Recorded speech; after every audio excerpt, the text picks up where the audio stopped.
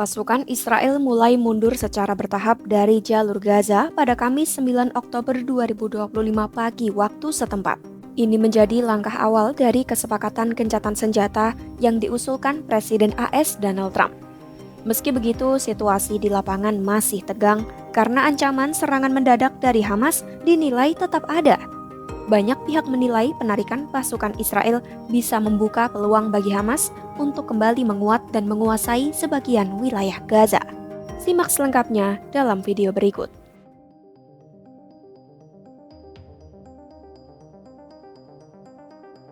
Melansir Ynet News, militer Israel menyebut langkah penarikan dilakukan sesuai instruksi pemerintah dan hasil evaluasi situasi terkini.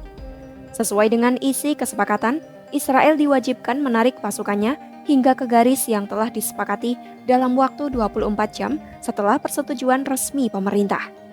Penataan ulang pasukan ini akan membuat Israel tetap menguasai sekitar 53% wilayah Gaza. Tahap awal penarikan IDF dimulai dengan mundurnya unit logistik dari sekitar kota Gaza. Pasukan ini berasal dari divisi-divisi yang telah bertugas di wilayah tersebut selama sekitar 1 bulan dalam operasi Gideon's Chariots 2. Namun operasi tersebut belum sepenuhnya mencapai target karena pasukan berhenti sebelum memasuki kawasan utama yang menjadi basis Hamas. Sesuai dengan rencana baru, Israel kini menarik sebagian besar unit pendukung dan menempatkannya kembali di dalam wilayahnya sendiri. Sementara itu jumlah personel non-tempur di Gaza dikurangi secara signifikan. Penarikan pasukan tempur akan dilakukan secara bertahap hingga akhir pekan dan ribuan tentara cadangan dijadwalkan pulang pada pekan depan. Gelombang penarikan berikutnya diperkirakan berlangsung pada Senin 13 Oktober 2025, terutama di jalur pasukan utama di bagian selatan Gaza dekat Khan Yunis. IDF juga berencana memperkuat pertahanan di sepanjang garis depan yang lebih dalam dari zona keamanan saat ini sambil menunggu hasil negosiasi terkait pembebasan sandera. Di samping itu, militer Israel menolak anggapan bahwa kendali mereka atas Gaza hanyalah ilusi politik.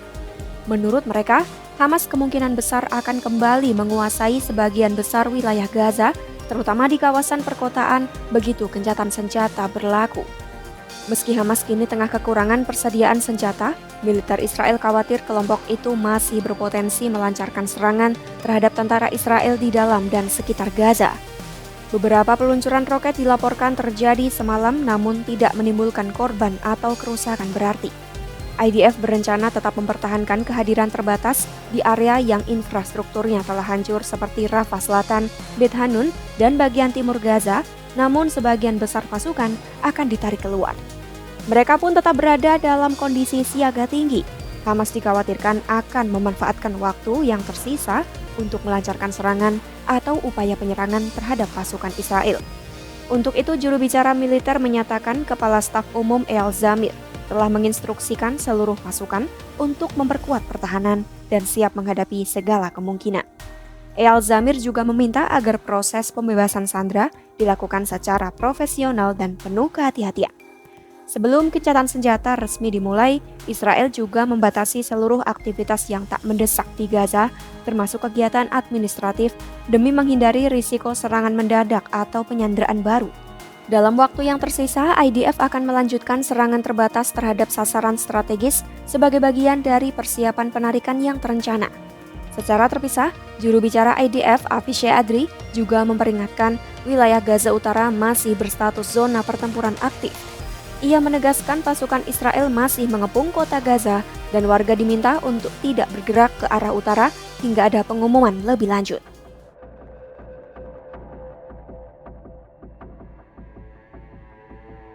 Trump menyebut pembebasan para sandera diperkirakan berlangsung antara Senin 13 Oktober hingga Selasa 14 Oktober 2025. Namun karena dokumen kesepakatan belum dipublikasikan secara resmi, sejumlah rincian masih belum jelas.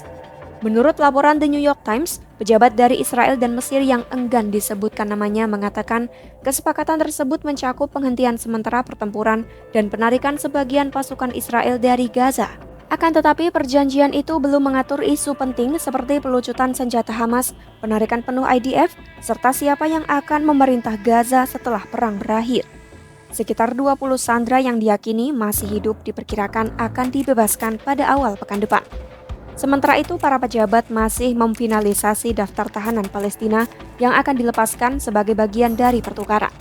Diketahui usulan dari Trump mencakup pembebasan 250 tahanan Palestina yang dijatuhi hukuman seumur hidup, serta sekitar 1.700 warga Gaza lainnya yang ditahan sejak 7 Oktober 2023, termasuk semua perempuan dan anak-anak yang masih berada dalam tahanan. Proses pemulangan jenazah sekitar 25 sandera yang diyakini telah meninggal di Gaza akan bergantung pada kemampuan Hamas untuk menemukan dan mengidentifikasi mereka. Selain itu, penyeberangan Rafah di perbatasan Mesir akan kembali dibuka untuk memfasilitasi masuknya bantuan ke Gaza. Pengelolaannya akan dilakukan dengan mekanisme yang sama seperti saat gencatan senjata Januari 2025 lalu, di mana staf dari otoritas Palestina dan Uni Eropa ditempatkan di pos tersebut. Meski sebagian pasukan Israel akan ditarik, mereka tetap akan mempertahankan kehadiran militer di sepanjang perbatasan Gaza Mesir.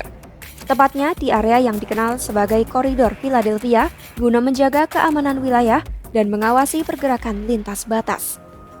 Penarikan pasukan Israel dari jalur Gaza memunculkan kekhawatiran baru bahwa Hamas akan kembali bangkit dan menguasai wilayah yang ditinggalkan. Dengan berkurangnya kehadiran pasukan Israel, kelompok tersebut dinilai memiliki peluang untuk melakukan reorganisasi dan memperkuat posisinya di tengah kekosongan keamanan. Situasi ini menimbulkan pertanyaan, apakah gencatan senjata benar-benar akan membawa perdamaian atau justru membuka jalan bagi babak baru konflik di Gaza?